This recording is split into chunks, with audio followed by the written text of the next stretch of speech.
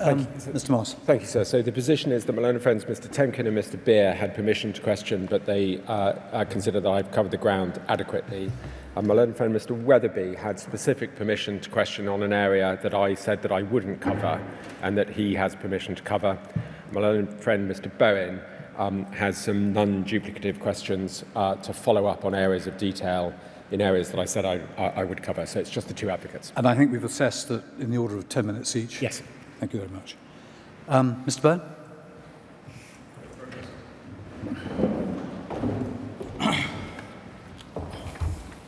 I have a stopwatch.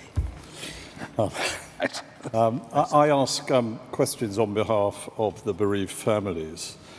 I'm going to look at the material between paragraphs 23 and 26 of your witness statement. So that's structure and for the control room, the force control room. Now, the information from the NCA condensed onto the log that you'll be very familiar with, the 7th of October log. Would you agree that that constituted a credible and real threat to life? Sorry, I missed the last part of that, sorry. The information derived from what AR had said to Childline, would you agree that looking at that in the control room at the time when you were making decisions on dispatching and who to dispatch, that information amounted to a credible and real threat to life? Not an immediate threat to life, no, sir. I think had the parties been at school at the time, during the school day, then yes, but not at the time that it was reported. I agree. I agree with that. We'll come on to that in a moment. But that's why I said credible and real, but not immediate. Yes. At that stage. I mean, with a slightly different set of facts, involving the need to dispatch somebody instantly, that would be immediate. Yes. But we weren't in that situation because it was graded 2. Yes. We don't dispute the grade. We have a bit of trouble with the information that showed that subsequently, I think there was a reference in Sergeant Haddy's material that suggested it could be either a 3 or a 4, but not much turns on that. Okay. Okay, right. So in this type of serious case, would you agree that unless it's that sort of grade 1 type of emergency that we've just discussed, that any effective system would ensure that the decision on dispatch would somehow modulate or ensure that the experience of the response officer was appropriate to the risk inherent in the call-out? I wouldn't expect the dispatcher to take into account the experience of the officer when deciding which call sign to send to it, if that's what you're referring to, sir. Well, I am, because surely there is a certain category of case where, as a senior officer, you would hope and expect that the officer was up to the job. I mean, I'm not making personal comments here about these things. I'm talking about systems. So I suppose my position around that, sir, will be that all our officers who are engaged in independent patrol have been signed off as being competent to do that job. So I would expect anybody who's operating as a response officer, having achieved independent patrol status, to be capable of dealing with that job. So what I suggest to you is that any safe system, any process within the force control room should have some kind of flag or system that ensures that, if not at the time, because of time and urgency, that at some stage in a case as severe as this, there would have been some overview or a fresh secondary risk assessment by a more senior officer.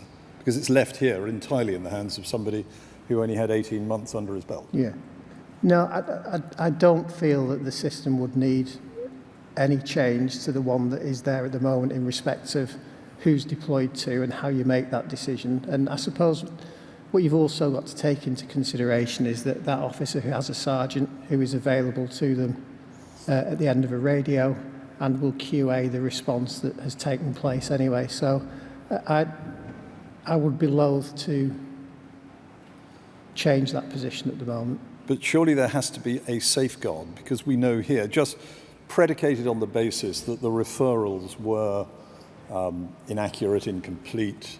I mean, you know the facts of it. Yes. It was a defensive use of the knife, not an offensive use of the knife that was of concern to PC McNamee. He will only use it for self-protection. That the active homicidal desire seems to have got lost in the wash. Now that should have, at some stage in the process, I suggest to you, have been caught by a system, somebody else checking his homework. I wouldn't accept that that should be the case, sir, no. All right, okay. Well, in that case, where is the safeguard against human error? The officer has a sergeant who they can speak to if there are any concerns around the incident itself. There is also the closure of the incident and the review of the incident on closure that goes back through the control room. And there is a responsibility on the officer themselves when they're deployed to that incident. If they feel it's something they need additional support with, we have a 24/7 capability to call on detective resources should they be needed. There is a force incident manager on duty 24/7 who can review if required. But once that initial assessment's made of the log and a informed decision has been made about who is going to deploy to it, then that will take its course from But there. I don't think that happened, did it? There was just an automatic reference to the first available officer. So there's no reflection of the nature of the risk. If you've got two officers, one experienced, one inexperienced, on a case like this, you would send out the experienced officer.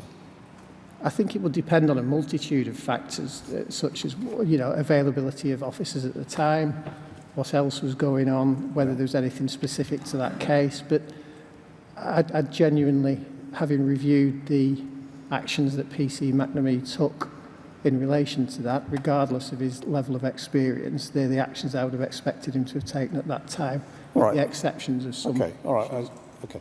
So is there any, we know he made a referral to MASH. You know that referral is subject to a sort of granular criticism. And what I suggest to you is that the downstream effect of the watering down of the risk had a really profound impact on how, for instance, the hockey stick incident was dealt with. And the reason I'm interested in systems is to ask the question, when is that error going to be picked up? And on your evidence so far, there is no safeguard. But I don't see this as a system error, sir. All right, okay. So it's either an individual error or there's a difference at the moment between us on whether the system should be modulated to pick it up. I think where we're perhaps confusing the two issues is that the deployment and the actions taken by the officer in dealing with the incident, in my view, were entirely appropriate. The level of information that then went, that then went on, could have been improved. All right, okay. You gave evidence, and so for your note, you'll find this at, on the clock, on the live note, at 10:36 and 28 seconds. Thank you. There is a verbatim record of the interchange between you and Mr. Moss about the comfort that you had from what you called a subsequent secondary risk assessment in relation to here, PC McNamee's referral. What you weren't asked is whether or not that secondary risk assessment took place. And as far as we can see, it didn't. So, and please correct me if I'm wrong with this, but my recollection of that conversation was I was describing the MASH, what the role of the MASH and the processes within the MASH. it wasn't specific to that incident, and I will happily be corrected on that if I'm wrong. But my recollection of that conversation was a discussion around what the safeguarding support officers in the MASH do generally. Exactly. It's a safeguard. It's a sweeping up. It's a review of the really important material that they are looking at, which Yes. are the building blocks, for the assessment of risk. And if that's wrong at the bottom, we have a problem. And at the moment, there's no safeguard. So I would need to look at the police safeguarding referral to be absolutely sure about this. But my understanding of that incident is that PC McNamee he submitted a vulnerable child investigation. That goes into the MASH. The MASH review that, and they consider whether it is what the officer will have graded it standard, medium or high. They review it and decide whether that they believe that that's correct or whether it needs lowering or raising, and then they make a decision to share it. So I'm not aware of, I've not been presented with any information at the moment to suggest that that secondary risk assessment either wasn't conducted or if it was incorrect. I'm just 35 seconds past my time, so could I... A little bit longer, Mr. Byrne. I'm very grateful. What I'm at the moment not, and I think you're not with respect confronting, is if there is a real factual error, and it could be more egregious than the one we've got here, okay, that the system must surely allow, or the system should be constructed to ensure that there is an oversight at a higher level to make sure that an inexperienced officer who is tasked with a very severe, difficult problem has some assistance. That assistance may be available through the radio instantly, but there could still be an error.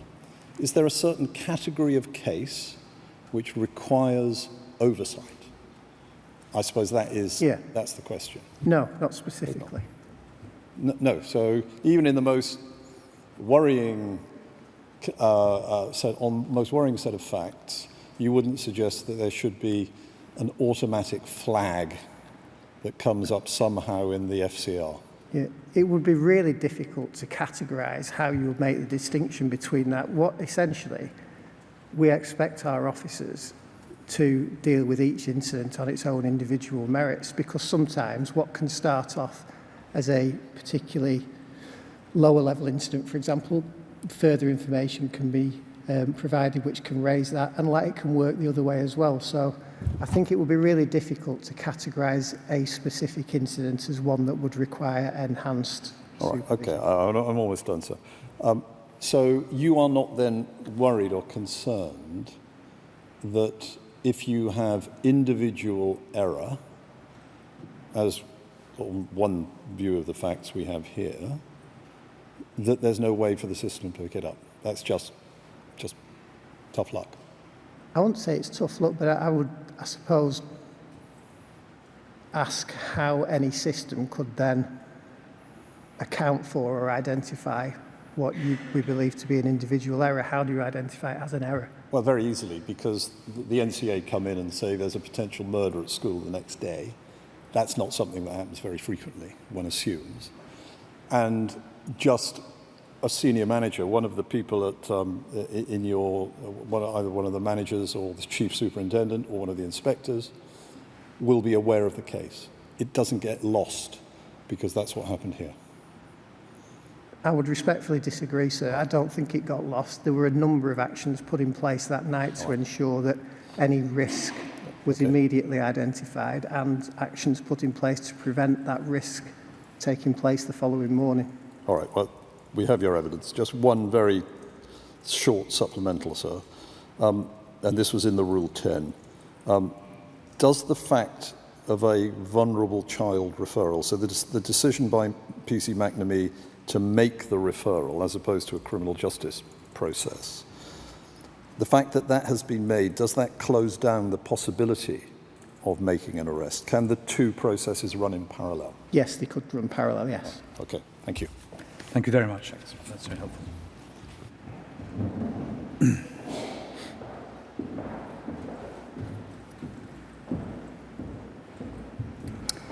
Yes, Mr. Weatherby. Mr. Winstanley, I ask questions on behalf of 3 of the adult victims and survivors of the 29th of July. Just one discrete topic from me, and it's to do with access to knives, particularly within the home. In the discussion with Mr. Moss this morning, he took you through the facts of the incidents in 2019 and in 2022. It was clear that Lancashire Constabulary were aware that AR had access to knives at home. He had stated on both occasions a willingness to use them, and he demonstrated a willingness to use quite serious violence itself in one of the incidents. And the parents had told the police officers that they had been trying to prevent access to knives because of concerns. And they'd assured police officers that knives would be hidden away or locked away in the future. Yet on the 2022 incident, of course, AR had managed to get hold of the knife again. Would you agree that there was mixed evidence of cooperation at these times by the parents? That they were talking to the police officers, but, for example, there was minimisation by the father? Yes. And that there was evidence of an inability, at least, to prevent AR's access to knives in the home? Yes, knowing what we know now, yeah. Yeah. Now, this morning you agreed, I think, with Mr. Moss that, at least following the 2022 incident, a community safety team referral or a violence reduction network referral would have been appropriate. Now, if that had occurred, if either or both of those had occurred, am I right that that is likely to have led to further actions by the police in terms of either supporting the parents in ensuring access to the knives, was helping them to prevent access to the knives in the home, or perhaps prompting them, or visits to the home by community officers or whatever, to prompt that happening on an ongoing basis? Would you agree that that's one of the preventative steps that might have followed? It's something that could have been considered. Yeah. Just to provide some clarity to assist around the Violence Reduction Network and the Divert programme itself, that is to help educate young people and try and prevent them, yes, the consequences of carrying knives. So it's more around education. Yes. But it's certainly something that could have been considered. Yes. So hand in hand with that, of course, a visit to the house might well have encompassed that as well. But it would have led to engagement by Lancashire Constabulary on an ongoing basis in terms of access to knives. Yeah, he would have done, yeah. Yeah. And also, through either of those referrals, there may well have been ongoing checking in with partner agencies to ensure that work on knives and access to knives is being done with them. Would that be right? It's something that could have been considered. Yeah. In respect of this topic in general, was there any framework in place in Lancashire Constabulary at the times that we're considering here in respect of police action or multi-agency action involving the police in terms of access to knives? There wasn't a specific policy around that, no. Finally, we've indicated to the inquiry that there is a safer knife replacement scheme, which the full details are set out on the College of Policing website. And this is there was a pilot scheme in 2023 in Kent, and due to the success of that, it now involves something like 20 police forces. Is that something that you're aware of? It's not something I'm aware of, but it's certainly something we'll go away and look at. Yes. I mean, just to flesh on the bones very slightly. It involves the replacement of ordinary kitchen knives with blunt kitchen knives, for example, but also education of and engagement with parents. So, I take it from what you just said that if that was a recommendation from the inquiry, that's something that Lancashire Constabulary would welcome. Yes. Thank you very much. Thank you very much indeed, Mr. Weatherby. Just 3 areas from me, Mr. Stanley, if you can, please. You indicated earlier, in the context of dealing with Melissa Kelly's statement, that if there was no feedback following the process of sharing, then that may require a strategy meeting.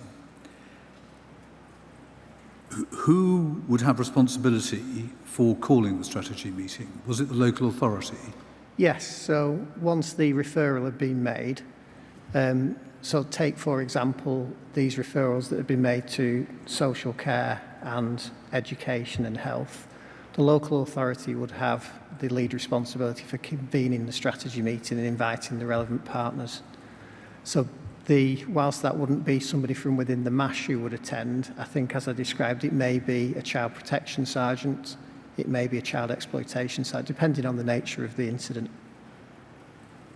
But the police would not be expected to call the strategy meeting, is that right? No. All right. A little bit later, you indicated that once information has been shared, then the responsibility of all the agencies is to work together to identify risk and to deal with the risk. Entirely laudable. But am I right in thinking that outside of the MASH, there actually isn't a forum for the agencies to work together to identify and address risk? It would depend on the details of the individual case, sir. So, for example, if it was a child protection case, the teams would work together and continue to share information in relation to that. It would very much depend on whether there was any follow-up and which agencies were determined to be required in that follow-up. So in certain situations, there would be an expectation that, for instance, the police and another agency would work closely together in relation to a particular individual? Yes. Right. That's very helpful. Second point was in dealing with whether or not the police should have any responsibility to attend if somebody is persistently not coming out of their house and going to school. If I may say so, you perfectly correctly pose the philosophical question as to whether that's really something that should fall on the shoulders of the police. But I just wanted to check this. Do you agree that even if in the final determination that may not be the responsibility of the appropriate police force, someone should have responsibility for investigating and following up on that? Yes. In the way that Mr. Moss has described? Yes. Finally, dealing with the undoubtedly difficult problem of policing and other agencies sharing a system so that core information can be provided, you indicated in a general way that this is something that's been really challenging and that you've been wrestling with it. I'm not going to ask you to deal with it now, and I'm not going to ask you to write a doctoral thesis, but could you, on 1 or 2 sides of A4, provide the inquiry with a summary of the steps that have been taken to try to establish such a system? Yes, of course. And what the difficulties, what are the difficulties that have been encountered to replicating, for instance, something as exists between the prison service and the police? Yes, of course. I'm very grateful to you. You've been in the witness box for a long time, Mr. Winstanley. I'm very grateful to you for your evidence. It's been very helpful. You're now free to go. Thank you, sir. Thank you very much. Thank you.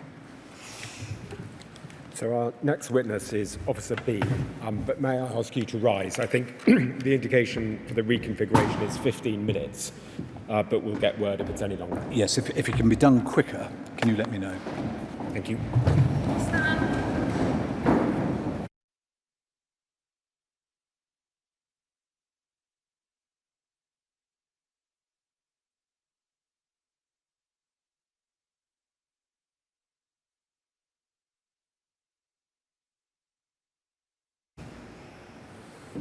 Sorry, standing for a moment and take I swear by Almighty God that the evidence I shall give shall be the truth, the whole truth, and nothing but the truth. Please have a seat. Yes, Ms. Boyle. Sir, we need to conclude Mr. Blundell's evidence today. Yes, I understand I'm that. afraid we probably have to sit beyond 4:30, but I hope not too far beyond. Mr. Blundell, could you give your full name, please? It's Philip Mark Blundell. Thank you. Could we have on screen, please, CTP NW 30171? And if we could go over to the next page, please. Do you recognise that document as your witness statement? Yes, I do. Thank you. And it was drafted in response to questions raised this year by the inquiry, is that right? It was. Thank you.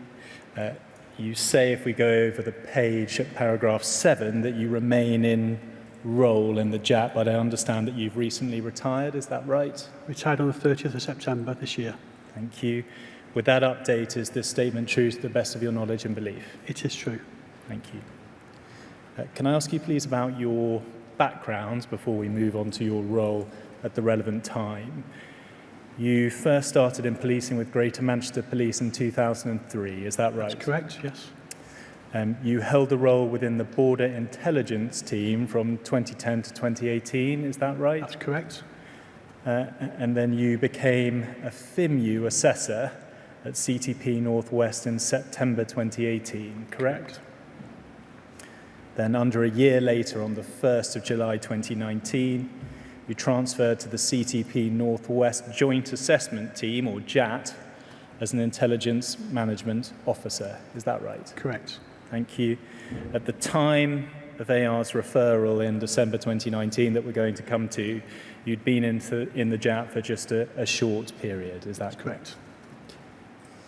And you worked, as we've seen, with Officer B in relation to this referral. Were you aware that he'd also joined the FIMU relatively recently? No, I wasn't aware. Thank you. Can I ask you please about the JAT? Is it right that team commenced as a pilot in the Northwest in December 2017? Yes, that's correct. Which paragraph are we? So paragraph 8. Thanks very much. And the JAT was a bespoke team formed of staff from CTP Northwest and MI5 working together to assess intelligence. Is that right? That's correct. Thank you. We'll come on to how that worked in practice. How many CTP officers were there in the JAT? At the time I was present in the JAT, there was one DS, a detective sergeant, and there was between 5 and 6 officers that were a mixture of police staff and police officers.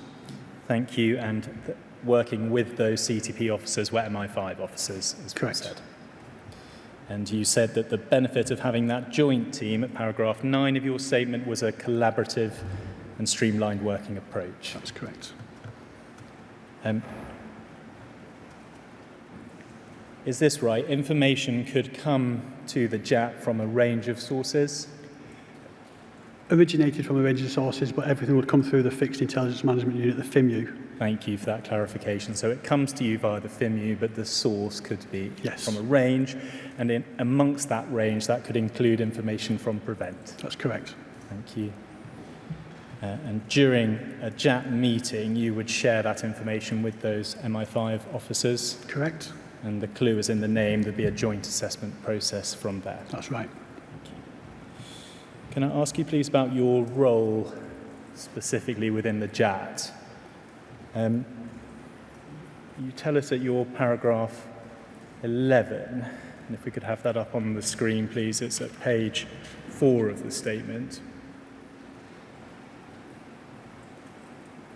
And if we just have the top of the page, so we have paragraphs 11 and 12. So your role was to assess intelligence, and I think we've covered the remainder of that. And at paragraph 12, assess if the person or intelligence held any threat, considering factors such as intent and capability, as well as credibility of the source of intelligence, and then consider whether further investigation or action were required to supplement the intelligence. Is that correct? That's correct, yes. So when considering intelligence as part of your role in the JAT, was one possible outcome for there to be a CT investigation into the source of the intelligence? Yes, there were quite a few outcomes towards an assessment. If you look at number 13, I don't want to jump the gun, but 13 shows you the RADO process, which is receive and assess, which would be the FIMU process. The decide an outcome would be the JAT process. And the outcomes could be from a prior to investigation all the way down to external agency involvement. Thank you. So there are six RADO yes. outcomes. Thank you. Just talking without using that terminology first. One outcome is a CT investigation.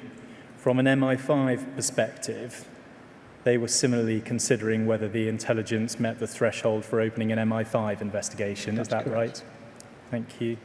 And what other outcomes were available from CTP's perspective? There was RADO 4, which was a CTP investigation.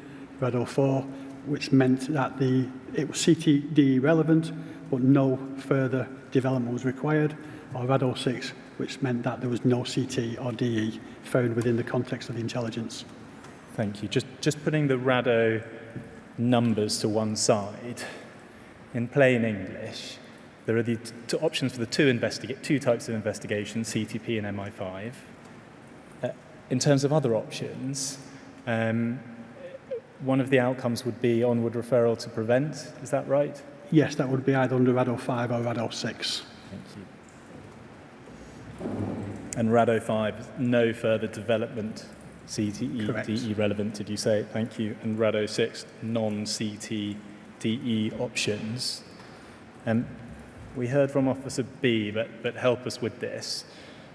When you were assessing whether something was CTDE, counter-terrorism or domestic extremism, is that correct? That's correct, yes. Thank you. And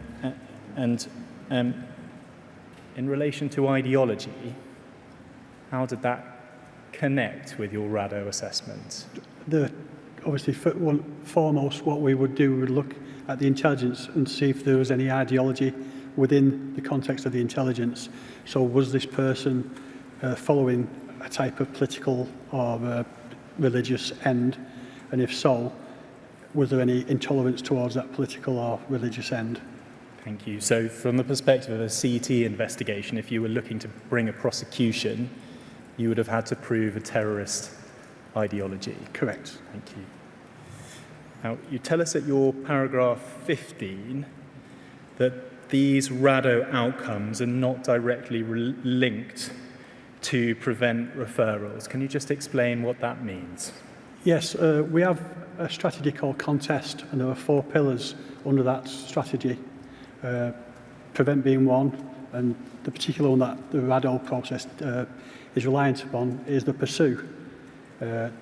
Pursue strategy is built around the receive, assess, decide outcome. Prevent, even though they will look at things that may have CT context in it, do not follow the RADO process. Thank you. So the CT investigation sits within Pursue, and that means it's in the context of prosecutions. Investigations, developments, and prosecution, that's correct. Thank you. Prevent is wider than that. It's stopping someone. It's radicalisation and safeguarding. Thank you.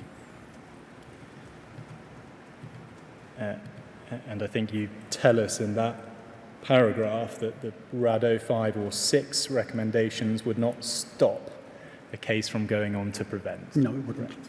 Thank you. Moving on to your training, you set that out at paragraph 19, page 5 of your statement. And if we could just scroll through that paragraph 19 when it appears. But we see a range of courses there, and anticipating what the rest will show, none of them relate specifically to prevent, at least in terms of the names given to them. Is that right? No. And did any of them include an element of prevent training?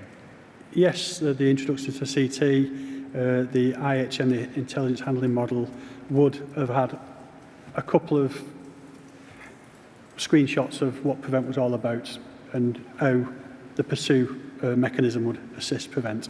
Thank you. And if we just go over the page, I think we can see the remainder of your record. Thank you. I think you said a couple of screenshots about prevent. Was that the extent of the training? PowerPoint presentations with regards to the what prevent stood for and how it fell into the contest strategy. Thank you. The National Standards for Intelligence Management, the NCIM course, there's a policy document behind that which has an Annex B, which was shown to Officer B. So for your note, it's CTPHQ 4042. Were you aware of that document? Yes. Thank you. Is that one of the screenshots that you're referring to? Thank you very much. There was also, we've seen a letter from the Home Office and Counter-Terrorism Policing on unclear, mixed or unstable ideologies, which was dated in June of 2019. Correct. Were you aware of that? I was cited on that document, yes. Thank you.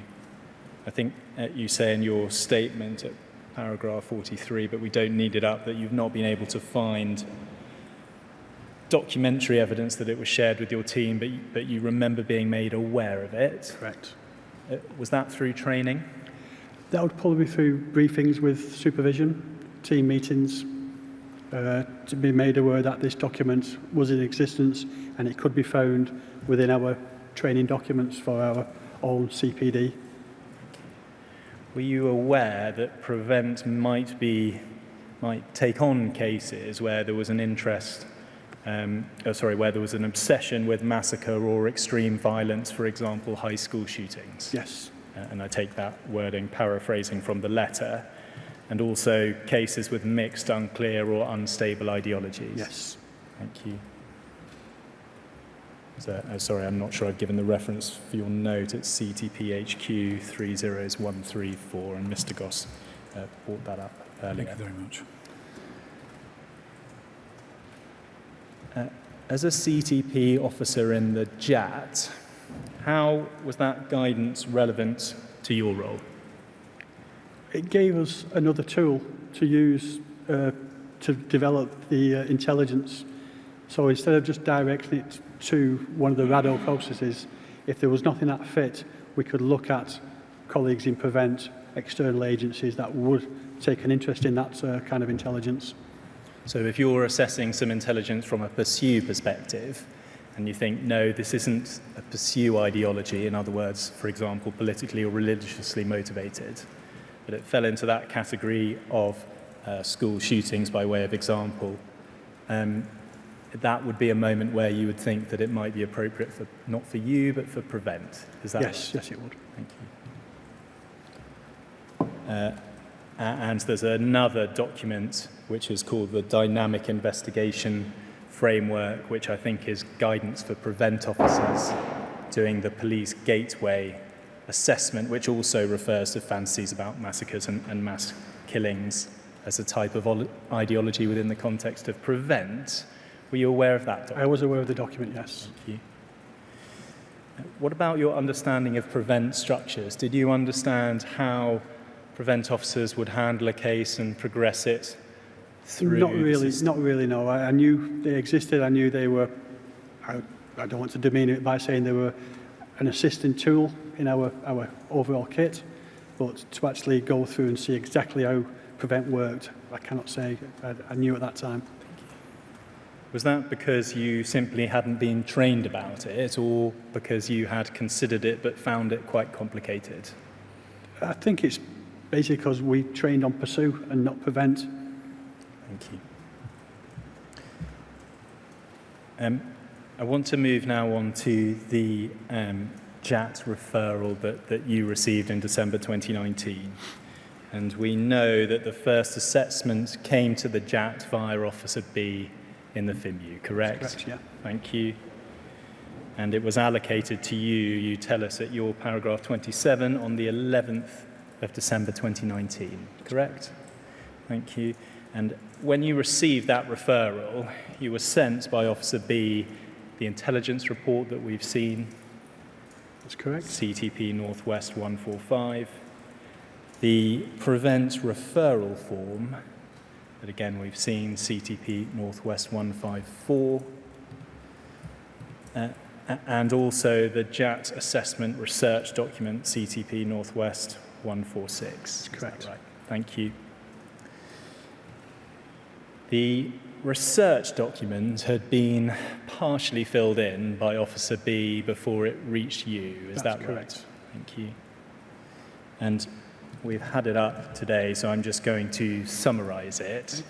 But is it correct that Officer B provided you with an outline of some of the contents of the referral form That's correct, yes. and also the results of searches that he'd carried out on police systems? Yes, unfortunately, as the JAT based in Manchester, we did not have access to local intelligence services. That's why we ask for the officer in the case to fill in local police checks to give us as much information as possible. Thank you. The summary from a summary of Officer B's section of the assessment form that we've seen, he refers to AR being bullied at school, taking a knife into school on several occasions, commenting this is why teachers get murdered, searching for school shootings in America, and I think in response it says that AR's father reported that he'd only opened a link to a news article, and in a short time at Acorns had made comments about murder, severed heads, guns, and YouTube videos of people hurting themselves. Do you remember that? Yes, I do. Thank you, and I'm not pulling the document up, but have you had the opportunity to look at it recently? There was a reference by Officer B to AR travelling to the range school with a hockey stick and a large knife in his bag to stab a bully. Yes. Do you remember that? Do you remember? Can you remember, did you ever receive any more information about what had happened at the school? No, they were the only 3 documents that were sent to the JAT and that were registered on the National Common Intelligence Application. Do you know anything more about what happened at the range on that day now? No.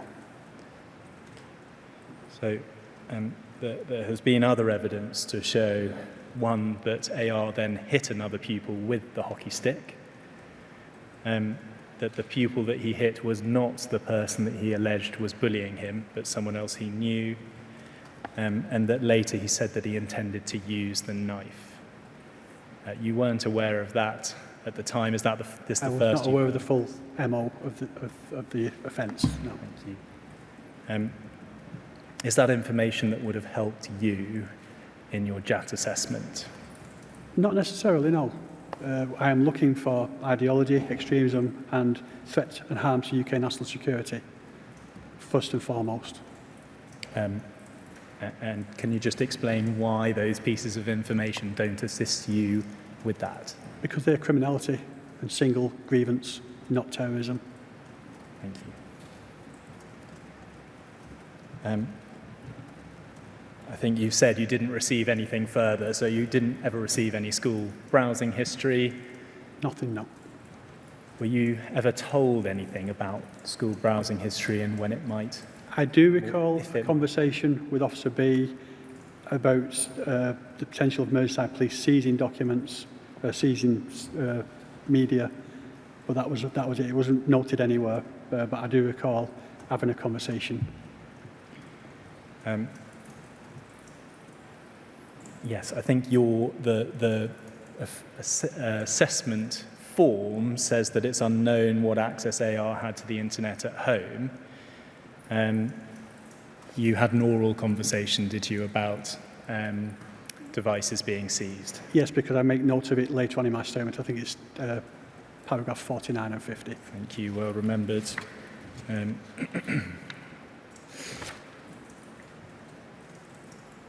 Thank you. Yeah, so you say, as I understood it at the time, it's page 14, paragraph 49, Merseyside police were tasked with checking AR's internet history following his arrest. Belief that that action was being taken forward, and I would not have considered it necessary or proportionate to repeat those checks or conduct further open source searches. We'll come on to the conclusion of the JAT, but you concluded this before you had any outcome from those searches. Yes. Is that right? Would you have considered waiting for results before carrying out an assessment? No, it wasn't terrorism. So at the time of it coming across my path, the case didn't formulate any ideology, didn't point towards terrorism. So the best point was to get it to an agency that would deal with that. And at the foot of my JAT research document, I had set out considerations for Officer B to resubmit anything that escalated the current intelligence. So if those devices had shown evidence of terrorism, what would you have expected to happen? Further development between myself and MI5, and it may have led to a different course of action. Thank you. And you never heard anything further, as we know?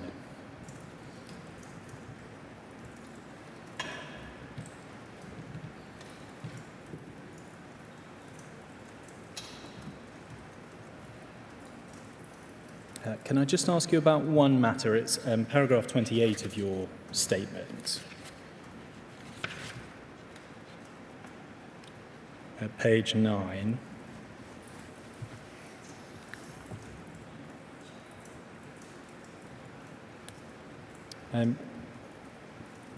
You say in the last sentence, FIMU had checked Lancashire Police Systems Connect with no trace other than the arrest on the 11th of September 2019 referenced above. In actual fact, the research document gives a log reference for an incident in October 2019 when it was said that AR was bringing a knife into school. Your comment there, I think, is on the actions of Officer B. Is that right? That's correct, yes. Thank you. So if he were to say, or if we could see that he had in fact seen the log in October 2019, would you be happy to accept that? Yes, I would, yes.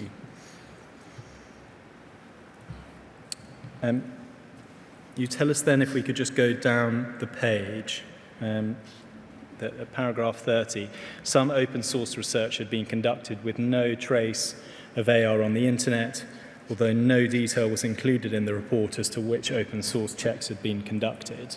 Would you have expected that to be included in the report you received? At the time, yes. We have made significant improvements. I'll go on to the recommendations later on if you so wish, but we now ask the officers to list the open source platforms that they have checked with any traces or no traces. So was the problem here that you didn't know exactly what checks had taken place? Yes. Okay. Was it any part of your role to carry out further inquiries? No.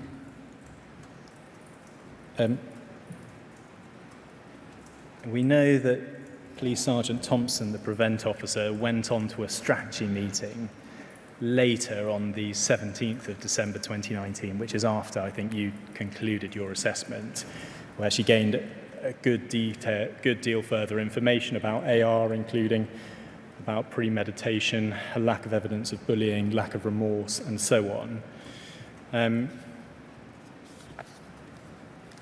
Is that information that would have assisted your assessment? If I was cited on it, it would be a consideration, but I think the outcome would still have been the same, that it should have rested with preventing external agencies to further assess. So again, it wouldn't have pointed to an ideology necessarily, it would relate it to criminality as far as you were concerned. Yes. Thank you. Moving now to your assessment. On receipt of the documents, you say that you quality assessed them and you sent the documents on to the JAT MI5 officer. Yes, that's correct. Thank you. You then had a meeting with MI5 and discussed the material, is that right? Make communications, yes. And there's no formal minute, but we'll come to the sections that you filled out on the JAT assessment research document. you give us an account, I think, of the discussion in your statement on page 9, paragraph 32, where you say that there were issues in the referral which caused safeguarding concerns, including problems at the school and discussions of adult themes with violence at the core, including school shootings and severed heads. Are you able to expand any more on the discussion that you had about those things? Well, my colleague in MI5, we would discuss national security, ideology, terrorism, whether it be domestic or overseas. They would then tell me that because there was lacking in context or intelligence, that there would be no further development on their part. With myself being a police officer, I then have to look at other development areas such as vulnerabilities, radicalisation, safeguarding. So MI5 would end the process there with a no further development. I would then look at the other tools in my toolkit being the prevent strategy. Thank you. Then the last sentence, I recall we discussed the father's response to the issues raised by the school in respect of, and then going over the page, AR viewing material online, and took the view that as this appeared to be a one-off as opposed to a recurring theme, his attack should be taken at face value.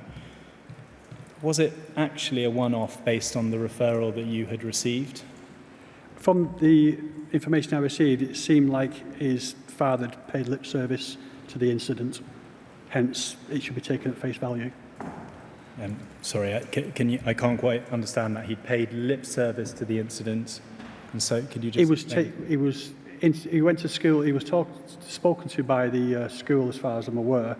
Who he then called it a one-off. He was encouraged by another pupil to click on this thing. So for me, looking at that, it seems like he was basically casting it aside as not really important. His AR's father? AR's father, yes. Yeah. But when you say taken at face value, that reads to me that you're accepting that account. Is that right? No, I'm not accepting the account. I'm just saying it should be taken as what it is. You know, it could be not. You know, we can't prove the truth. Yeah. We're just saying that the father believed it was a one-off.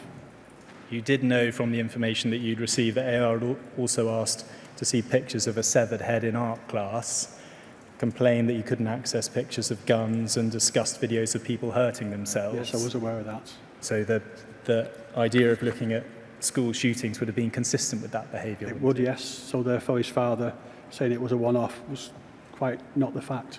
Thank you. And I think we've already covered this theme. You didn't have the school browsing history. We now know that it included browsing of things like degloving injuries, as well as photos of glue guns. Again, would that have pointed more from your perspective towards criminality? Again, yes. Thank you. We'll come to the JAT assessment research document now. This was a record that was made by you, correct? It is correct, yes. Thank you. But it was based on discussion at the meeting? Yes, it was. Thank you. And you say in your statement to paragraph 35 that it was intended to reflect a joint discussion on CT relevance following the discussion with the MI5 officer. Was your record seen by your colleague in the JAT, your MI5 colleague? Yes, yes. Thank you. Could we have up, please, CTP Northwest 146, but at page 3? So direct to page 3, please.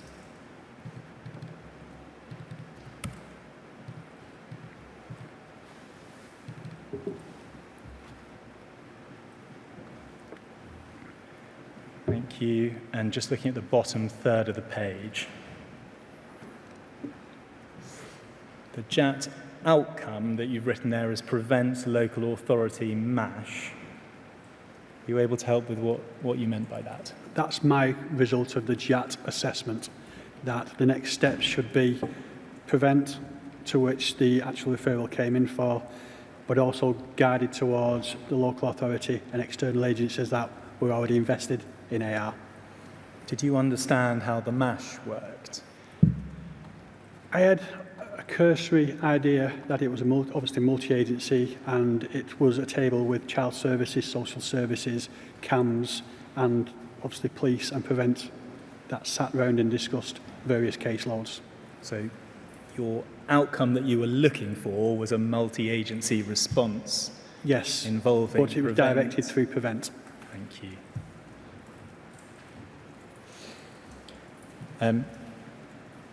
Just reading your assessment, first of all, you said joint assessment in reference to internet research and fascination with US school shootings. Did you assess that it was likely to be a fascination in AR's case? Quite possibly, yes.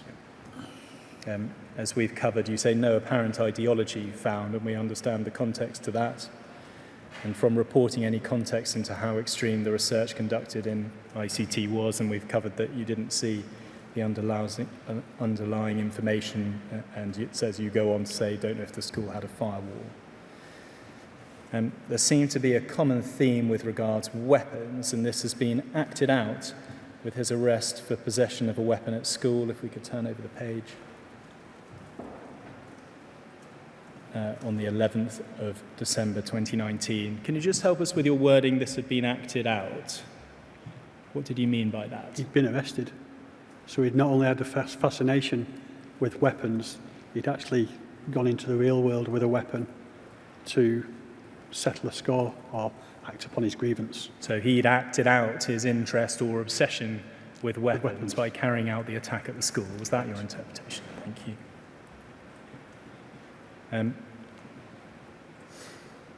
Previously referred to social services, the intelligence and relevant research at present does not meet any lead or police threshold for investigation under the CTDE banner, and we've explored what is meant by that. You go on to say, however, consideration now that there is a local authority MASH-led intervention following arrest and previous history at both schools, the preference would be for continuance and recommend dovetail team and channel panel as cited with regards safeguarding and AR vulnerabilities going forwards. I'm going to come back to the meaning of this, but I just want to pull up another record before we do, which is your daybook. Okay. Could we pull up, please, CTP Northwest 30156 and go to page 3.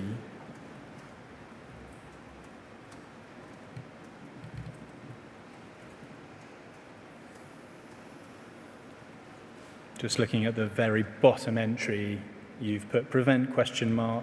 Consider MASH safeguarding teams. That's your handwriting. That's my handwriting, yes. Made at the meeting? Pardon? Written at the meeting? Written prior to me sending the documents to MI5. Thank you. And just to conclude the context of this, you say at your paragraph 36, although a discussion would have taken place with MI5 on these aspects of the referral, this part of the outcome in the JAT research report was for CTP only. That's correct. Thank you. So it was for CTP to take forward the prevent referral via the prevent officers. Correct. Thank you. And in terms of MI5's outcome, we'll hear from Miss Elsmore on Monday.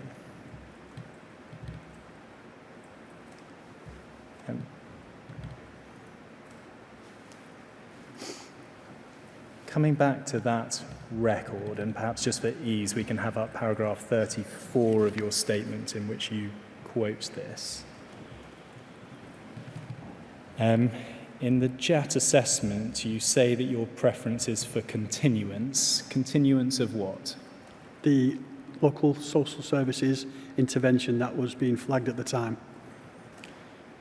Thank you. And when you say recommend that dovetail team and channel panel are cited, what did you mean by that?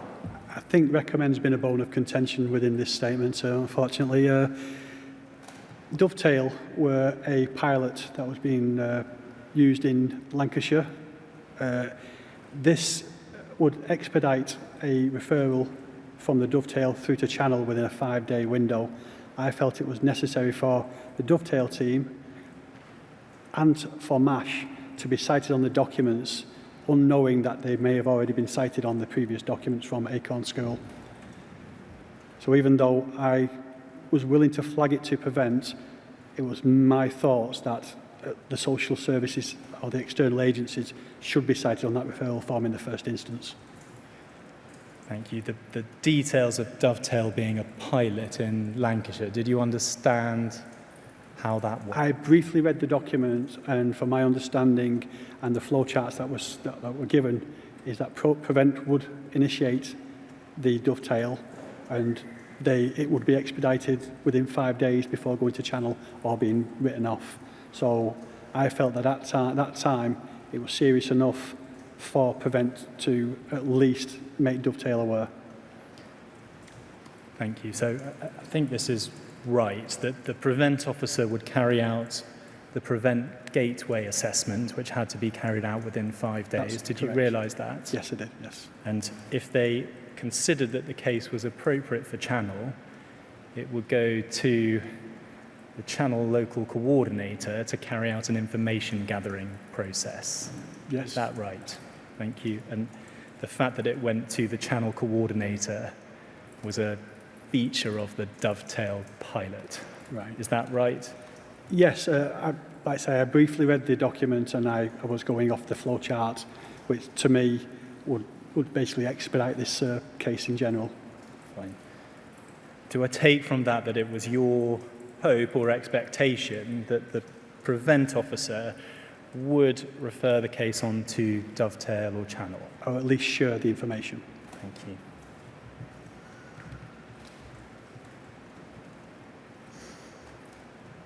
And we can perhaps see how your message was interpreted by Officer B. If we could have up, please, LANC 30175 and page 137.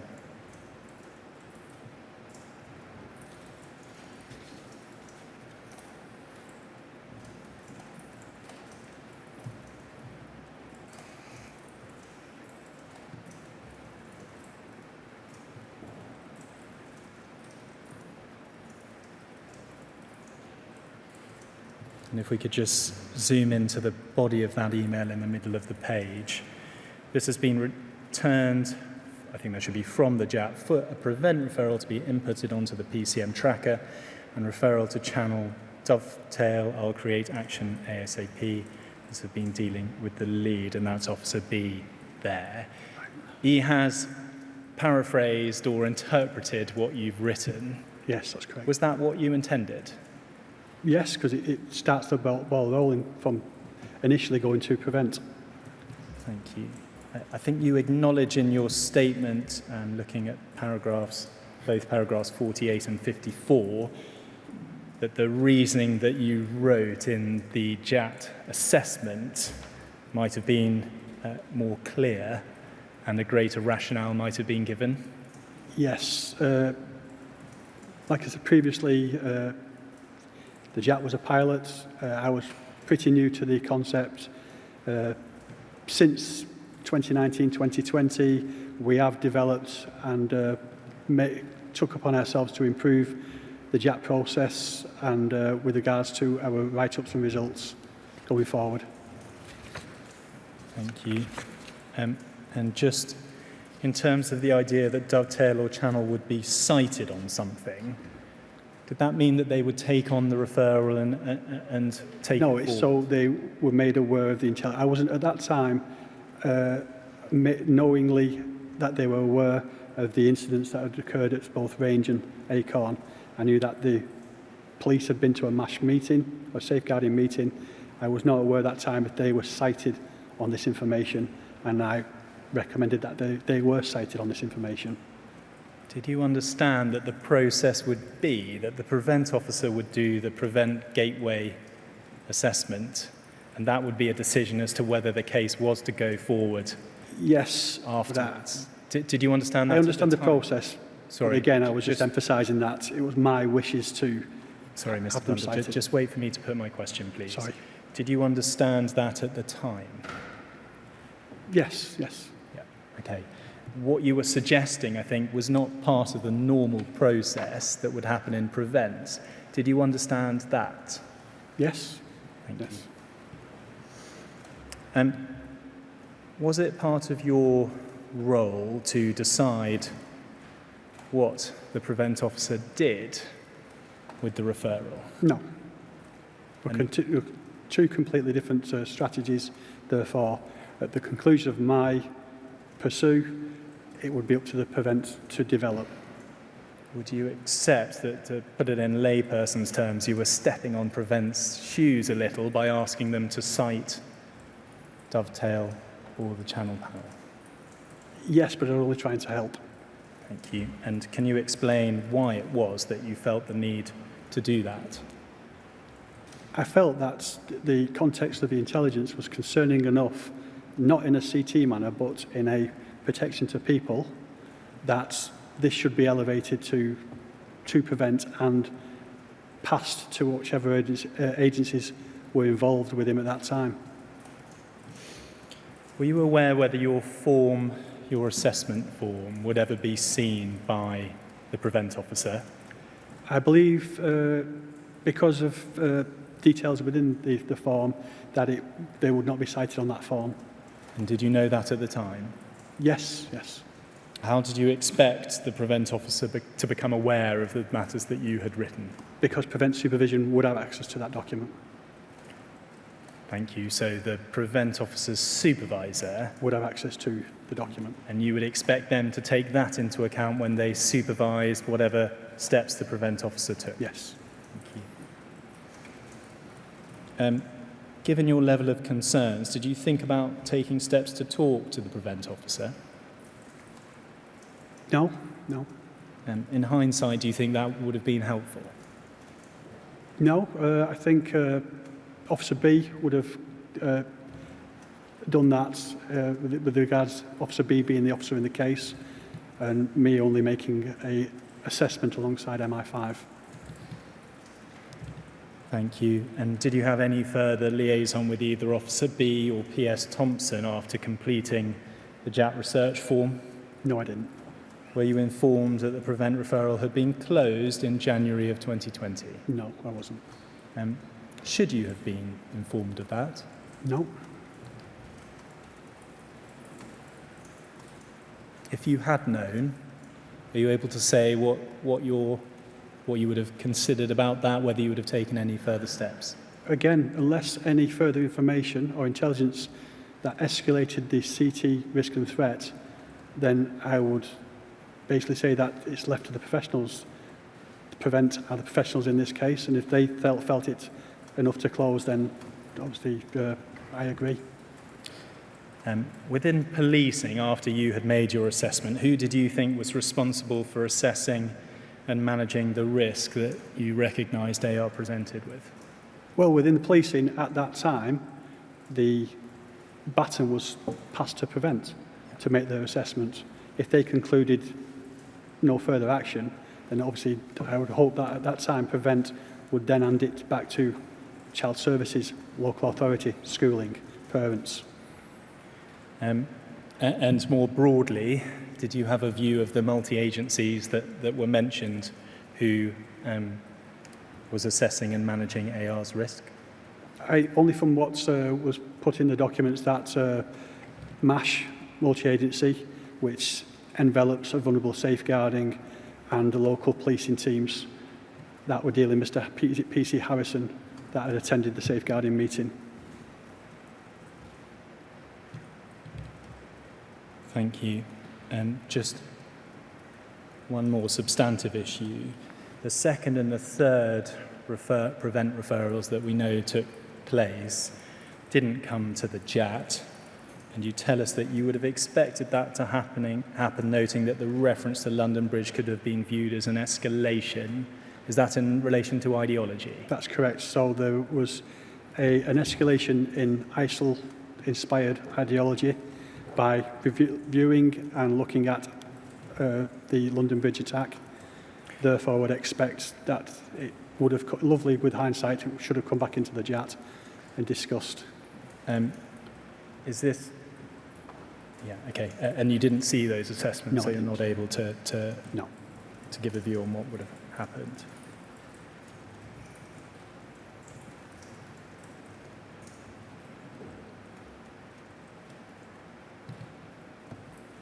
I think at your paragraph 59, actually, you do assist us somewhat. You think, sorry, paragraph 59, you say, I think that they would still have been sent on to prevent, and it would have given the CTP officer the opportunity to speak to the prevent team to discuss the safeguarding issues and vulnerabilities and request further information on any actions taken by prevent, to review AR's social media accounts and online viewing. But those matters would ultimately be a matter for prevent. Is that right? Correct. Thank you.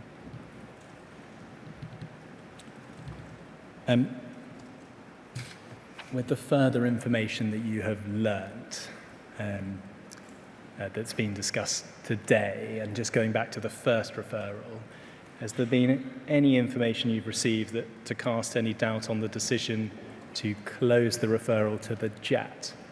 No. Thank you very much. And you give your improvements in your section 5, which is at page 16 of your statement. I think I can summarise this. You say there's now a closer working relationship between the FIMU and prevent and CPD training by prevent officers to the FIMU. Is that right? Yes. You, I think, created a FIMU guidance manual to consolidate various different guidance documents and training, which included prevent guidance. Is That's that correct. Thank you. And is this right, that the paperwork around the JAT referral process has been changed since 2019? It has. The JATs now deal with the JAT referral in its entirety. So we are cited on everything, and we make sure that everything that's pertinent to our partners get to see it, the document, and then everything that's relayed back to the officer in the case, including comments from MI5, are placed in the result. Thank you, Mr. Blundell. Those are all my questions. Is there anything else you'd like to add? No.